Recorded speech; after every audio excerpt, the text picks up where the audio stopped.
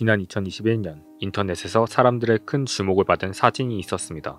바로 다른 나라도 아닌 우리나라에서 테슬라의 자율주행 기능을 믿고 강변북로에서 잠들어버린 사람의 사진이었죠. 안타까운 후속 소식은 없어 다행이지만 이러한 일이 우리나라에서만 일어나는 것은 아닙니다.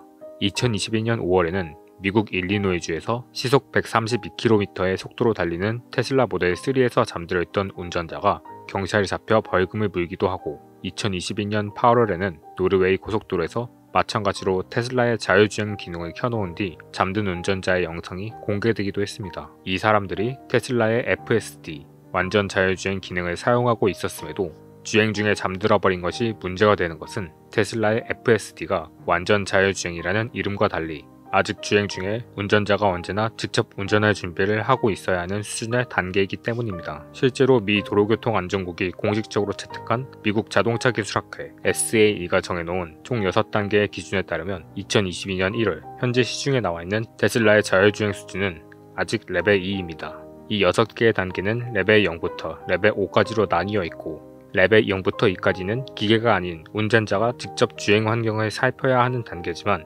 레벨 3부터 5까지는 사람이 아닌 자율주행 시스템이 주행 환경을 대신 모니터링하는 단계로 이 때문에 차 사고가 발생하면 책임이 운전자에게만 있었던 이전과 달리 레벨 3 수준의 자율주행 기능이 탑재된 차량이 사고가 나면 그 책임이 자동차 회사에 있는지 사람에게 있는지를 따져야 해 관련 법안이 제정될 필요성이 있습니다. 이 단계를 좀 더 자세히 살펴보면 먼저 레벨 0은 운전자가 모든 조작과 주행을 담당하는 기존의 방식입니다. 레벨 1은 자동차의 속도를 일정하게 유지할 수 있도록 해주는 크루즈 컨트롤이나 차간 거리 유지와 같은 기능을 통해 운전자를 지원하지만 운전자를 보조만 하는 단계입니다. 레벨 2는 현재 시중에 자율주행차들이 속해 있는 단계로 자동차 스스로 차선 변경이나 주행이 가능하지만 복잡한 교통 상황이나 갑작스러운 장애물에 대한 대처는 운전자가 직접 해야 하므로 언제나 전방을 주시해야 하는 운전자가 운전에 즉시 개입할 수 있는 상태를 유지해야 하는 단계입니다. 레벨 3은 특정 구간에서의 주행을 시스템이 온전히 담당하고 위험한 상황에만 운전자의 개입을 요구하므로 운전자의 상시 모니터링을 요구하지 않는 단계입니다. 레벨 4는 특정 구간뿐만이 아니라 대부분의 도로에서 자율주행이 가능하며 아주 특수한 경우에만 운전자의 개입이 필요한 단계로 100% 완전한 자율주행까지는 아닙니다. 마지막 단계인 레벨 5는 시스템이 모든 도로 상황에서 자율주행이 가능한 완벽한 자율주행의 단계로 목적지만 입력하면 아무 조작 없이 도착할 수 있는 흔히 우리가 자율주행하면 떠올리는 단계가 바로 이 단계입니다. 자율주행 기술은 수많은 첨단 기술들의 집합체로 이 중 자율주행 자동차의 눈이라고도 할 수 있는 기술이 바로 안전한 주행을 위해 장애물들을 감지하는 라이다라는 기술입니다.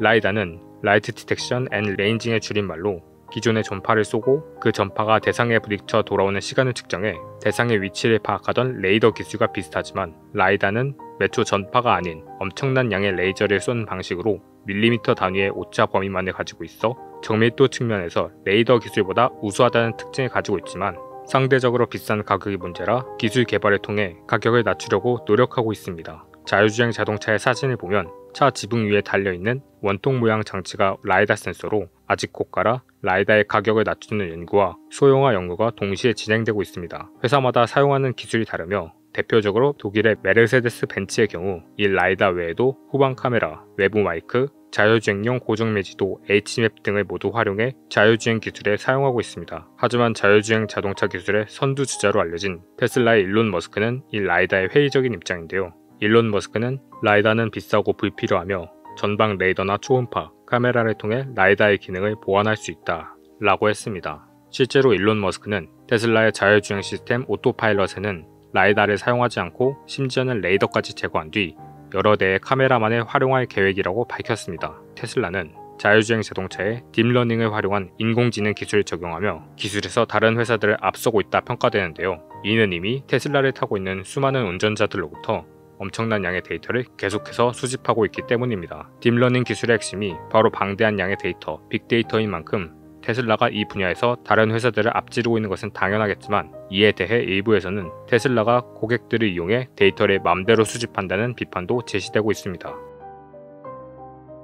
2021년 말 메르세데스 벤츠가 독일 정부로부터 세계 최초로 운전자의 상시 모니터링을 요구하지 않는 3단계 자율주행 기술 시스템 드라이브 파일럿 상용화의 승인을 받았습니다. 비록 2022년 초 현재까지는 다른 나라의 경우 관련 법률이나 제도적 장비가 부족해 일찍부터 관련 법률을 제정해온 독일에서만 사용 가능한 기술이지만 이 소식은 이제는 정말로 운전자가 책임을 지지 않아도 되는 자율주행 자동차의 시대가 열리기 시작했다는 뜻입니다. 만약 도로에 점점 자율주행차가 늘어나게 된다면 어떤 장단점이 있을까요? 시스템이 직접 주행을 책임지는 자율주행차의 보급이 늘어나면 자동차들이 더 이상 인간의 작동에 의지하지 않으면서 가능한 한 빠른 속도로 효율적인 운전을 할 거라 기대되므로 도로에서의 안전성이 증가하고 교통 혼잡이 줄어들 거라 예상됩니다. 또한 직접 운전하는 것이 힘들어 다른 장소로 이동하기 위해 버스와 지하철과 같은 대중교통을 이용해야 했던 장애인이나 노인들이 편하게 원하는 장소로 언제든 이동할 수 있게 되는 등 여러 장점들이 있을 것입니다.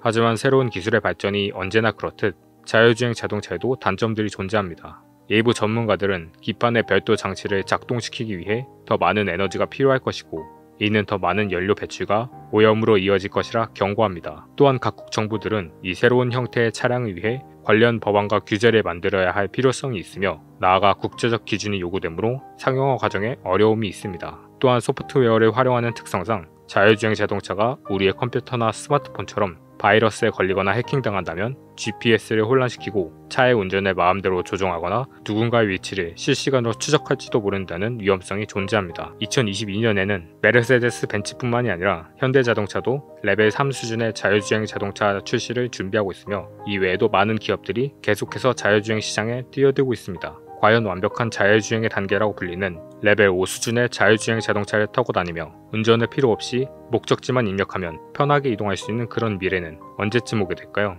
다음에도 재미있고 유익한 영상으로 돌아오겠습니다. 그럼 안녕.